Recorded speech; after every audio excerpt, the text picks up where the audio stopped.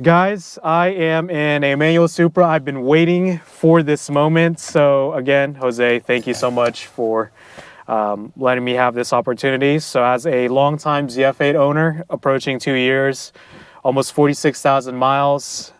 Let's see how it is. I did not drive this before I started rolling the camera. So whatever you guys see, whatever feedback that I provide, this is like my genuine reaction. So let's see how it is. So depressing the clutch in the Supra, that's completely new new experience. All right, let me just see. Ooh,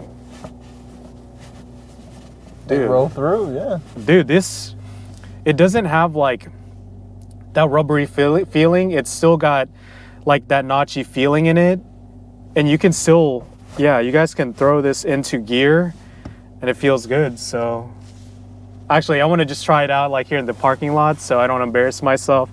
I'm gonna leave this entire clip, guys, uncut, so if I stall it, y'all can make fun of me. Very progressive clutch. Reminds me a little bit of the FK8 Type R. Dude, this, oh man, my friends were right. My friends were right. They're like, if you drive this, you might like it. And so far I'm liking it.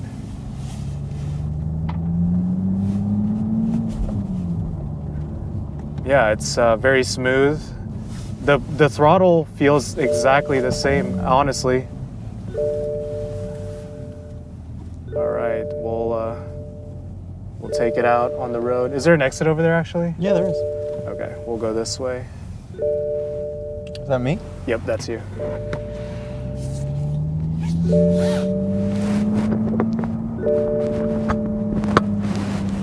Yeah, this is feeling really good, because you guys already know from like my previous videos, I love the Supra. I think it's the perfect size, the perfect just chassis for a two-door sports car.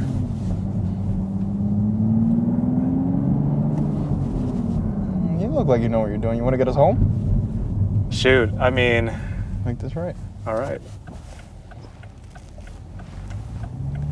Yeah, the throttle pedal is very linear, and the clutch, the way that it goes down, the engagement point is actually pretty large in this car. So it actually turns off if you don't have sports mode on. Okay. It has the auto start, the auto off at the light. That's so weird experiencing that. Yeah. In the manual, right?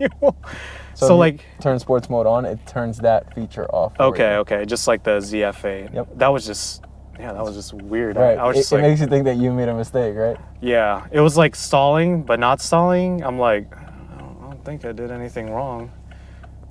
But all right, I was driving that in normal mode, so now this is in sport mode. So let's see how it'll feel. But dude, it's very, very easy. It really reminds me of the FK8 Type R. Yeah, no. Very forgiving.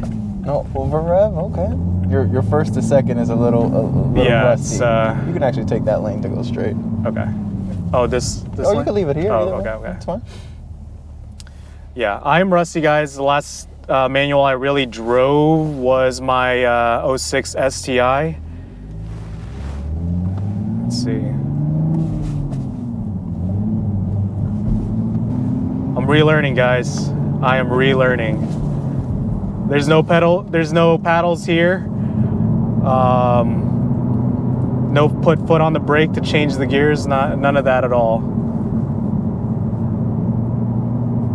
I really need to drive an M2 because this transmission is actually the same one, but Toyota modified it. Mm-hmm. So the reviews that I was watching, reading, they were saying the problem that they had with those, like just strictly BMW transmissions, was that it felt rubbery. That rubbery feel? Yeah. But this one doesn't have the rubbery feeling. It's very smooth, like notchy. It's eager to go into the gear. Yep. There's not a lot of play from side to side. It's very firm. Let's see how the downshift is. Does it have the auto? Do you have the auto downshift on, or do you? Damn, that was like kind of impressed myself there. Just 2 lanes.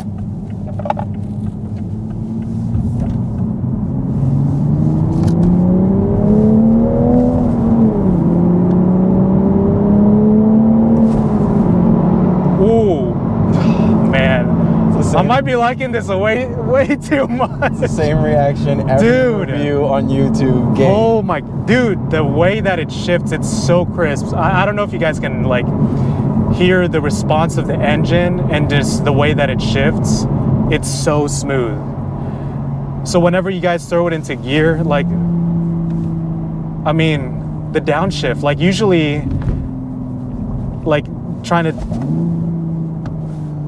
oh my God. It's ridiculously intuitive. It knows. I'm like, it understands. My palms are sweating, not because like, I kind of got over, you know, driving your car, but it's just driving so good. Like, I'm not trying to sound like a hype beast, guys, so if I sound like that, let me know down in the comments below.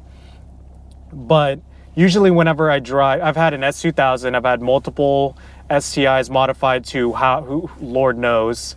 WRXs, I've driven in friends' cars, but usually it takes me a little bit to understand how the car will downshift.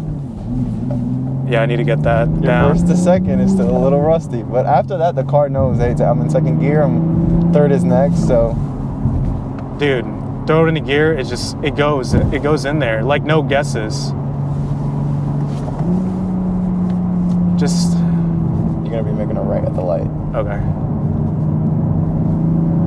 Steering is there, man. That video that I had, guys, I mentioned, like, I'm probably not going to be buying one, like a manual Supra, but Jose, I hate you that now I'm like thinking about getting it. But legitimately, so I mentioned in that video that everybody that is, was bagging on Toyota, saying that, why didn't you guys come out with the manual Supra to begin with? And everyone that was saying, oh, I'll buy a Supra whenever they come out with a manual. Put your money where your mouth is, like, now.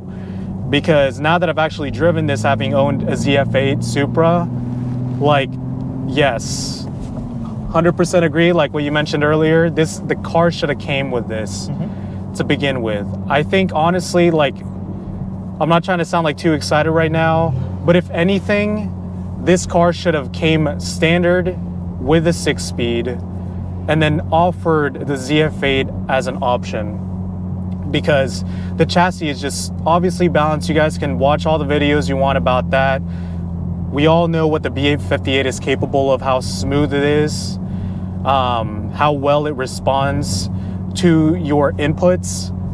But now you combine all of that with this 6-speed. I mean, I love my FKA Type R, so I know I have some viewers, some subscribers who have FKA Type Rs. Drive the 6-speed, guys, in this car, and you'll feel right at home, because, like, I think this 6-speed is honestly a little, keep going straight, a little bit more notchy, but in the good way, because I know some people, they don't like the notchiness of the manual, but this feels great. I mean, downshifts perfectly. Still, the throttle response is exactly the same. I don't feel like I'm stepping into a whole different car. Steering feel is fantastic. Like, slight turns, I don't know if you guys can see that in like where the steering wheel is going, but it's still there. Point and shoot. I think I mentioned that. Gosh. So to touch on your point, the people with the oh, it should have came with a manual, right? You have two kinds of people when they say it should have came with a manual. Mm-hmm. The people that said it because they're trying to find a reason to dislike the car. Yeah. And the people that said it because they actually appreciated a manual sports car, regardless of the car. Mm-hmm. You're still going to have those people that said, oh, it should have came manual, and now that it comes in manual, oh, well, it's still a BMW. Okay, right. You never wanted the car then. Yeah, is what you're exactly. saying. You know, if you go out and get an MK4, you could do it. You could find them. You know, if that's really what you want, you're going to be dissatisfied because we have this perception of this MK4, and we think it's the greatest thing since sliced bread. And yeah. It's not. It's a car, and then it's a nostalgia factor that really takes over, if anything. And I know I say that a lot, but like it's gonna stick with you. You're gonna start to realize where it's just certain things we have a memory of it in our head. Yeah. And the fact that if we were to have it in front of us, it relives that memory. But you gotta understand, it's been 25 years of technology. Yep. You know, so that's why the whole 2JZ making a 3JZ crowd like just confused me, because every way imaginable, like what you were saying with the technology, like it's advanced so much, like why would you bring something like that back? Right. It just doesn't make sense. First of all, even if emissions weren't a thing, right. I mean, this one is direct injected, right. Twin scroll turbo. There's certain things that you're not going to get out of that anymore. That was the peak of technology at that point in time. Technology has changed. Exactly. You know, you can argue, oh, our version of the 2JZ is, you could argue it's the B58. You know, you could. I'm not saying it is. I'm saying you could argue that it is the equivalent. You know, you could, whatever the case may be. But it's those people that say, oh, it should have came in stick. Well, it does. If that's what was keeping you from buying the car, go. I'm not saying buy it. I'm saying test drive it. Okay, you're saying, I'm saying test drive it. You know, because you still, A, you're making a big commitment, and B, you have to be, you have to like what you're getting yourself into. Yeah, exactly. You know, if you're making that 48-month, 60-month, 72-month commitment, you better like this thing. You know? That is true. And I'm saying if you were waiting for the Supra to come in manual, go give it a shot.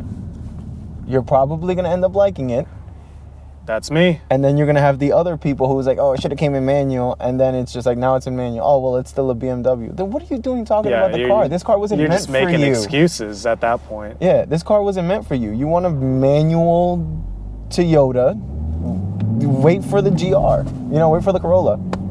You know, go get a Yaris, go get an 86, whatever the case may be. You're not going to get this power. You're going to be disappointed.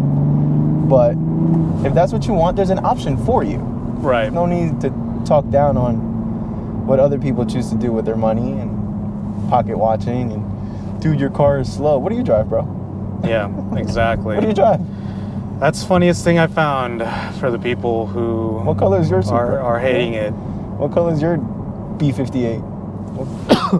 What color is your MK4? Dude. Those are the ones who just see it on YouTube, on Facebook, on Instagram. Always behind the screen. Profiles are always private. Yeah. For anybody out there, my profile's public, his profile's public. Yep. Feel free, go up and down our profiles, pick and choose what you want to talk about. Exactly. So, but this. Like me, I would never talk down about it. I couldn't talk bad about the Supra because I didn't have one. I can't. Oh, you got an automatic. No, dude, you got a Supra. There you go. Glorious sound.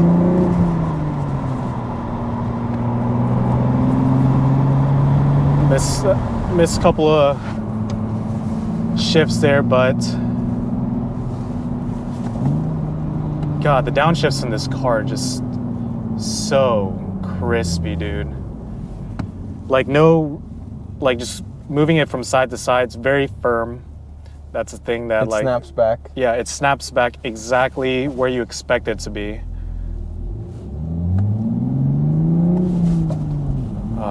B58, can't beat it.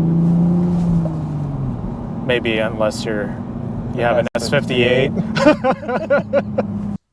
What? Did we just become best friends? Yup.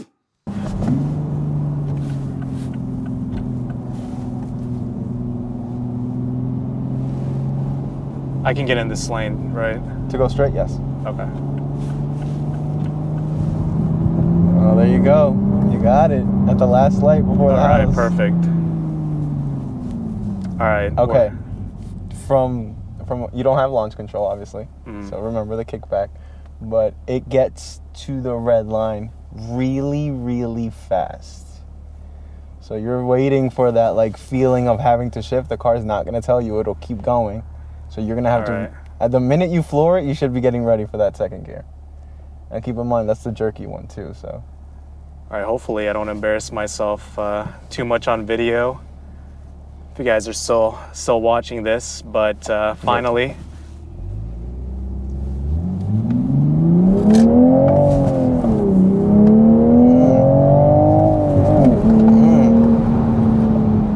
Woo, man. Jerks your neck, man.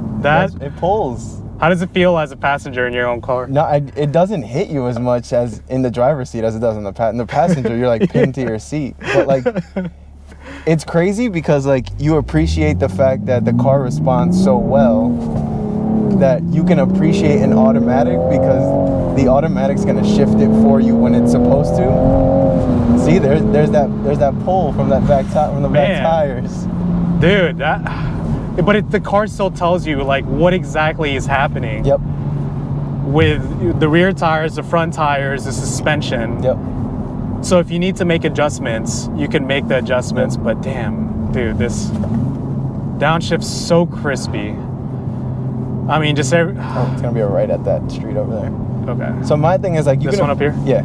You can appreciate the automatic because the automatic would shift the car and it would just be a clean go. But like I feel like in the manual you just know that it's just like, dude, this isn't just like you can't take for granted the power in a manual. Oh yeah. It's just like, dude, like this is still the car that everybody made it out to be, you know, the 0 to 60 in 3.9. And it's the 0 to 60 is not that much slower than the Toyota automatic. puts it at 4.2 for the manual. Yeah. Dude, this is a like still a fast car. Like day-to-day driving. Even just on those side roads in Mexico. Man, okay. I'm going to hop out here. You can pull it in front of the Corolla. Okay.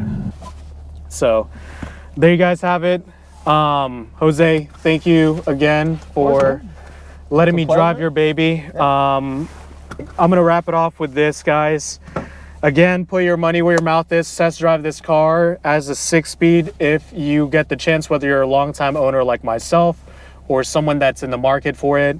I'm telling you guys, not trying to like sound like a high beast again, but I really, really mean this as a car enthusiast, someone who's experienced various 6-speeds, maybe not as much as some of you guys who's watching this, but this 6-speed is fantastic. It is very responsive.